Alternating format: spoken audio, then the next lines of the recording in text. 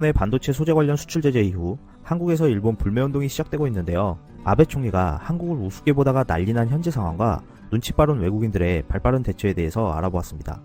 13일 도쿄 케이자이에서 일본 정부는 한국의 수출 규제를 재검토해야 한다고 보도하였습니다. 또한 한일 무역전쟁에서 일본이 절대 유리하다고 할 수 없다라고도 보도하였는데요.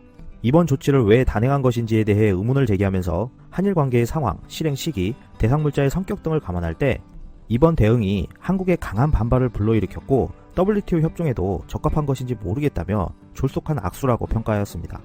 다른 일본 언론에서는 12일 열린 한일 실무회의에 대해서 일본의 한국 수출 규제는 안보상의 이유인가 정치보복인가 어느 쪽이 진짜인가 라는 제목과 함께 일본이 취한 조치가 합법적임을 국제사회에 증명하려면 제대로 된 설명이 필요하다고 지적하였습니다. 일본 언론들은 한국의 일본 불매운동에 대해서도 연일 보도하기 시작하였는데요. 한 언론에서는 한국의 여론조사 결과를 언급하면서 일본에 대한 한국인의 호감도가 역대 최저치인 11%로 떨어졌다고 우려하였습니다. 다른 언론은 한국에 있는 재팬타운 주민의 현재 상황을 보도하면서 심각성을 알렸는데요. 재팬타운에서 40여 년간 일본 제품을 판매해온 상인은 2주 전에 비해 매출이 80% 줄었다. 지금까지 불매운동이 일어난 적이 많지만 이번처럼 장사가 안 되는 건 처음이다 라는 내용을 전하였습니다. 또한 주니치에서도 마츠모토 공항과 김포공항을 잇는 국제 전세기가 일부 중단되었다고 보도하면서 우려를 표시하였습니다. 이렇게 한국의 불매운동이 전개되자 일본 내부에서도 균열이 보이기 시작하였는데요.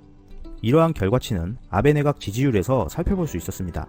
12일 지지통신에 따르면 지난 5일에서 8일간의 7월 여론조사 결과 아베 내각 지지율은 지난 6월보다 1.8% 감소한 43.1%로 나타났다고 전하였습니다.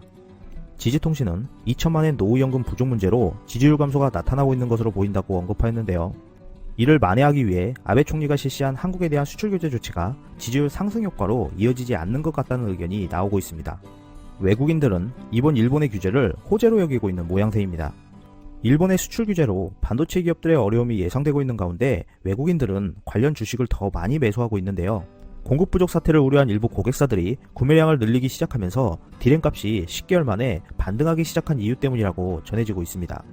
삼성전자와 SK 하이닉스는 2달치가 넘는 재고가 있는 것으로 알려져 있는데요. 일각에서는 지금까지 재고가 많아 수익성의 걸림돌이었는데 이번 일본 제재가 수출을 금지하는 최악의 시나리오만 아니라면 결국 한국 업체에게 이득이라고 전망하고 있습니다.